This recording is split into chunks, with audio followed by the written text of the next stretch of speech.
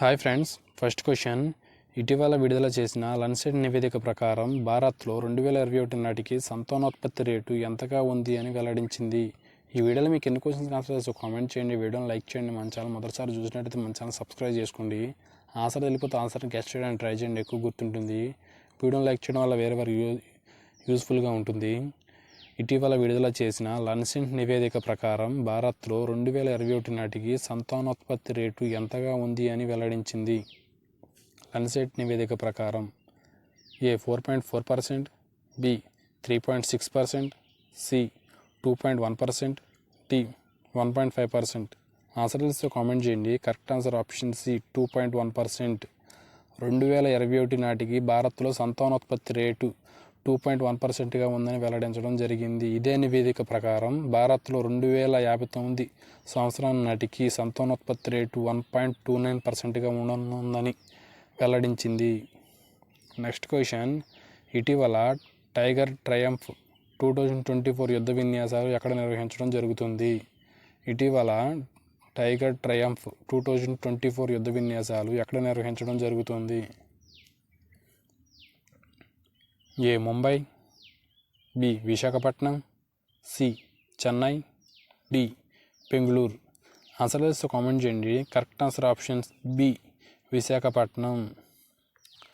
భారత్ యుఎస్ల మధ్య రక్షణ బంధాలు మరింత బలోపేతం చేసేందుకు టైగర్ ట్రయంఫ్ 2024 యుద్ధ విన్యాసాలను విశాఖపట్నంలో నిర్వహించడం జరుగుతుంది. ఈ యొక్క విన్యాసాలను విశాఖపట్నంలో నిర్వహించడం జరుగుతుంది.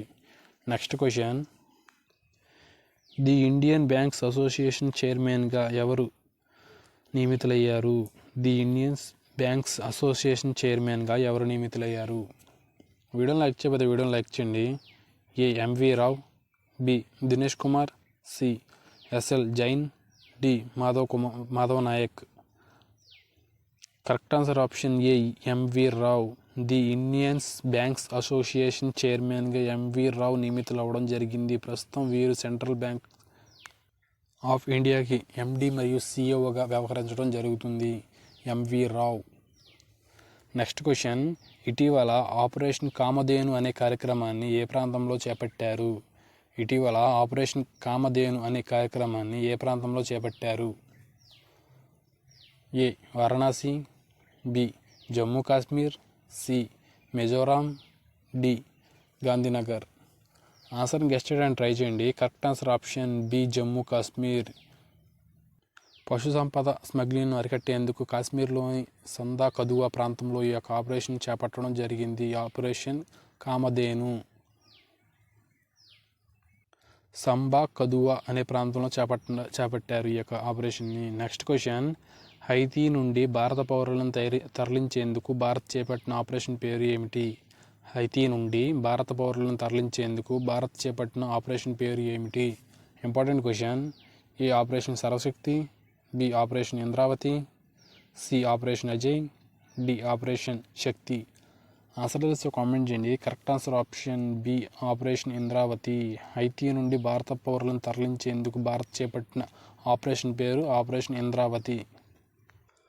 12 మంది భారతీయులను హైతీ నుండి డొమినికన్ రిపబ్లిక్కు తరలించినట్లు ఇటీవల విదేశాంగ మంత్రి జయశంకర్ వెల్లడించడం జరిగింది. 12 మంది భారతీయులను ఆపరేషన్ ఇంద్రావతి. ఈ ఆపరేషన్ పేరు ఆపరేషన్ ఇంద్రావతి. Next question. భారతీయ పారిశ్రామిక సమైక్య దక్షిణ ప్రాంత చైర్పర్సన్గా ఎవరు నియమితులయ్యారు? భారతీయ పరిశ్రమ సమైక్య దక్షిణ ప్రాంత చైర్పర్సన్గా ఎవరు నియమితులయ్యారు? A Thomas John, B doctor R Nandini, C Vinod Kumar, D Nikhil Siddharth. Answer చేస్తే కామెంట్ చేయండి. Correct answer option B doctor R Nandini.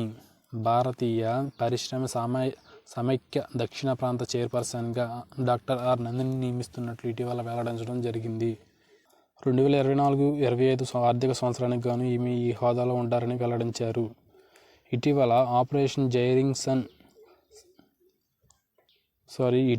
Operation rising సన్లో భాగంగా దాదాపు ఎన్ని కోట్ల విలువైన బంగారాన్ని స్మగ్లింగ్ ముఠా నుండి స్వాధీనం చేసుకున్నారు? ఇటీవల ఆపరేషన్ రైజింగ్ సన్లో భాగంగా ఎన్ని కోట్ల విలువైన బంగారాన్ని స్మగ్లింగ్ ముఠా నుండి స్వాధీనం చేసుకోవడం జరిగింది? కరెక్ట్ ఆన్సర్ ఆప్షన్ డి 40 కోట్ల దాదాపు 40 కోట్లు విలువైన బంగారాన్ని స్మగ్లింగ్ ముఠా నుండి స్వాధీనం చేసుకోవడం జరిగింది. ఈ స్వాధీనంలో భాగంగా ఈ యొక్క ఆపరేషన్ పేరు ఆపరేషన్ రైజింగ్ సన్ అనే ఆపరేషన్ ద్వారా ఈ యొక్క బంగారాన్ని స్వాధీనం చేసుకోవడం జరిగింది. వీడియో నచ్చినట్టయితే వీడియోని లైక్ చేయండి, మీ ఫ్రెండ్స్కి షేర్ చేయండి. Have a nice day.